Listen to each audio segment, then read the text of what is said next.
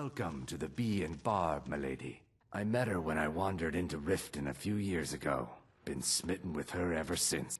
In Blackmarsh, tradition dictates we present a potential mate a unique wedding ring to represent our future bond.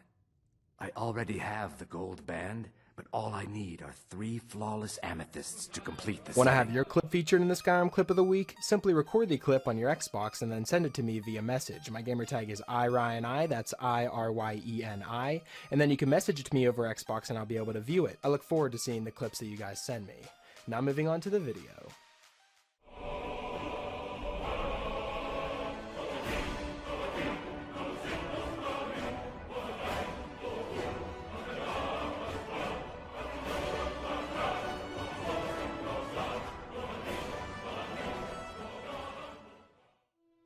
Hey, what's up guys, it's Ryan, and welcome back to another episode of Modded Monday. We're on week number 201 now, guys. I've picked out 5 new mods for you guys to check out, and perhaps add them to your load order if you find them interesting. But like always, before we jump into them, I want to remind you guys that I'm partnered with Gamersups, which in my opinion is the best energy drink on the market. So if you're looking for a better alternative to those gas station energy drinks that are really bad for you, try out Gamersups and use my link down below. You can also use the code RTD for a 10% discount on all your drinks, and I'd also love to hear some feedback from you guys as well, so if you do end up trying the drink, definitely let me know what you think about it in the comments down below.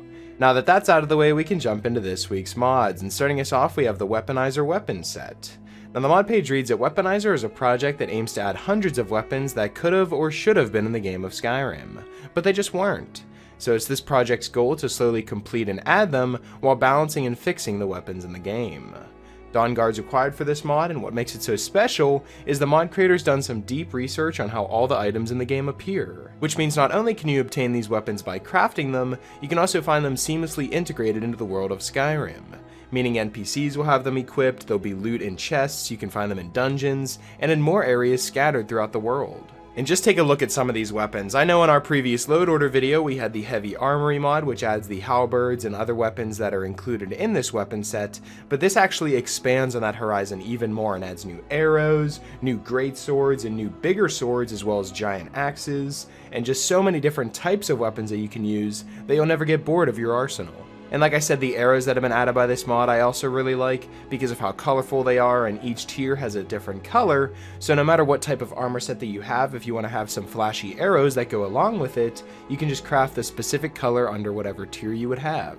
With this mod adding over 100 new weapons into the game, all into the leveled list and seamlessly integrated into the world, it's definitely a mod that's worth checking out. So if you want to expand your arsenal, download the Weaponizer Weapons Set and give some of these new weapons a try for yourself. Coming in at our number 4 spot, we have another weapon mod called Reforging to the Masses. This mod adds around 300 vanilla-friendly melee weapons to the game, including daggers, war axes, maces, swords, axes, which can be found, taken from opponents, and almost everything from leveled lists, and also forged if you have the appropriate blacksmithing skills, or even when certain quest conditions are fulfilled.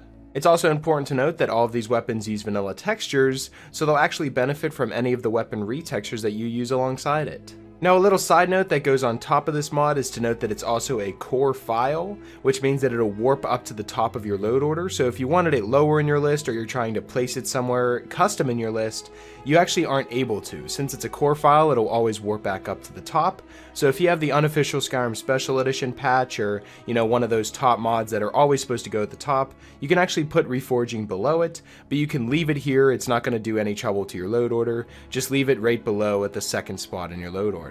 The reason this mod has to be really close to the top of the load order is just because of how much it changes, because it changes how every weapon is crafted, and it also changes how all of them are found and how they work and all the damage. So think of this as a true reforge of all the different weapons that you can craft in Skyrim. Now it doesn't just add non-unique weapons into the game, it also adds unique ones as well, with special names. These ones are held off by quest conditions, meaning you have to complete a quest or kill so many things before you have access to the weapon itself, such as Akavari weapons can be forged after completing the quest Alduin's Wall, and it's rare in the world, as well as Imperial, which can only be found in the Forge of Solitude, but can also be found in the world, and Silver requires the skill of a blacksmith wizard, and can be taken from Silver Hand warriors. And you also have the Jeweled Sword, which unlocks if you have 1,000,000 coins accumulated over the course of your character, so there's like little challenges that you have to do do in order to unlock these unique weapons and actually craft them, and I really like that. It actually gives you something to go out and drive for and actually have an incentive to go out and accomplish something. It's always better to truly earn your unique weapons, and that's why this mod's featured here at our number 4 spot, so I'd recommend downloading the Reforging to the Masses weapon mod. Coming in at our number 3 spot, we have our final weapon mod called Billyro's Compendium 2K. Now this is a completely revamped version of the old Billyro Compendium, with dozens of new weapons added, all of which have been balanced and adjusted, as well as some fixes, and most of these also have two-handed equivalents. Everything's crafted at the forge as well as temperable, and you'll need the Billyro Forge manual in your inventory in order to access any of the new craftable weapons and armor. This, of course, can be crafted at a tanning rack, and after the forge manual is completed, you'll have an entire new menu of a bunch of new weapons you can craft. Now, all of the quest and world placements has also been completely removed, so the only way to obtain any of the added-in armors at this point in time is by crafting them. This mod's currently being worked on to add them to leveled lists, but for right now all of these weapons remain craftable. Some of these big greatswords include the Argent Brand, the Broadsword, the Cataract, the Craig, the Dark Arthurian Longsword, you have the Duelist Sword, Fury, the Hookblade plus its color variants, the Imperial Captain Sword, a Mage Glass Sword, as well as many other color variant Mage Glass Swords. You have the Regent, the Revenant, the Sand Scorpion, Serenity, Solace, Sunbeam, Taurus, Visk, Vohm, Wraith, and even Yggdrasil are included here. And also, like I said before, each two-handed also has its own one-handed counterpart, so every sword that I just listed, which wasn't all of them, also has its own other counterpart that's also in the game as well. So there's so many new weapons to explore and use here. These weapons look amazing, and they're also very useful for any character that you may have, because if you have a one-handed character, you just get the one-handed version of a great sword, and then if you have a two-handed character, you just get the two-handed version. So no matter the playstyle you have, this mod is built for it, and that's definitely why this mod comes in at our number 3 spot, so I'd strongly recommend downloading the Billyro Compendium 2K mod. Coming in at our number 2 spot, we have Vargr, a Whiterun Overhaul. Now this is an extensive, lore-friendly overhaul of the interior city of Whiterun, and it's also required to have the Fortified Whiterun mod along with this, which was also in that RPG load order video that we just did, so the Fortified Whiterun mod shouldn't be new to you. It's also another excellent Whiterun overhaul, and it's actually required for this mod to work properly, so you're also going to need the Fortified Whiterun mod as well as the Vargr, a Whiterun overhaul. Now, a lot of careful consideration went into the foundation of this mod and actually changing Whiterun, and some of the changes include the entrance of the city has a small fortification and also adds some much needed lighting. The guard tower has also been improved with some added defense fitting for a watchtower, and the Skyforge in lore is supposed to be ancient, yet the base game didn't reflect this whatsoever. The area around the Skyforge now has some more subtle nods to the dark secrets of the faction, and on top of that, the banners around the city are representative of what they lead to. For example, companion banners are now hanging in the center of the city, and if you follow the banners, they'll lead you right to your Vargr. Same with the interior banners leading to Dragon's Reach. There's other small additions to the Hall of the Dead area to expand the graveyard, and there's also a small shrine of Kinnereth that's added to the district square right outside the temple. Now, as you can see, this mod is incredible. There's so many things that have been changed with this mod, as well as the Fortified Whiterun mod, that I think that Whiterun is and always will be my favorite city in Skyrim. And these two mods definitely helped me make that decision. I feel like Whiterun's becoming a palette for modders because everyone has their own take on Whiterun, and they all end up so beautiful or so amazing that it's almost hard to choose a Whiterun overhaul. But I love what everyone does to it, especially the Fortified Whiterun and Vargr Whiterun overhaul. This is now a beautiful city of Whiterun that I don't think I'm ever going to change. And that's definitely why this mod's featured here at our number 2 spot, so I'd strongly recommend downloading it. Coming in at our number 1 spot, we have the Jarl's Complete Character Overhaul. The mod page reads that I'm happy to present a total and complete overhaul of NPCs and the player character. This mod includes skin textures for Argonians, children, females, Khajiits, and males, and it also includes high poly vanilla hair, retextures for hairs, eyes, scars, and war paints, and they've also included some very high quality NPC redesigns, along with some custom hairs from KS Hairdos and the Apache hair. Now this mod is basically an all-in-one mod that is jam-packed with every single mod that alters NPCs in every single way.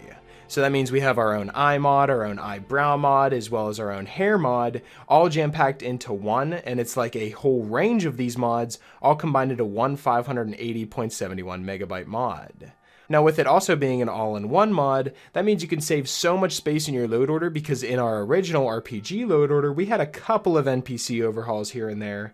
But now if you wanted to do this one instead, you could just use this one and not use Divine Skin and Bodies, not the Children overhaul, because they're all included in this mod as well. I'm not trying to get confusing here, but if you do want an NPC overhaul mod and you don't want to have to download a bunch of other add-ons to it, the Jarl's Complete Character Overhaul is definitely the mod to go for, because it covers everything all in the entirety of itself. I also don't want to say that this is going to be the one that I use from now on. I still really like Lean Skyrim NPC Overhaul. I think it's a lot more lightweight, and I like the combination of mods that I have for my NPCs, but this one is definitely the most realistic looking NPCs I've ever seen. Lean Skyrim NPCs kind of just focuses on the fantasy feel of NPCs, and it feels like more of a fantasy game, but if you're looking for a more real take on the NPCs, and you want the people in the game to feel more realistic and have better quality textures, then the Jarl's Complete Character Overhaul is definitely the mod you're looking for, and that's why it's featured here at our #1 spot, so I'd strongly recommend downloading it and giving it a try for yourself.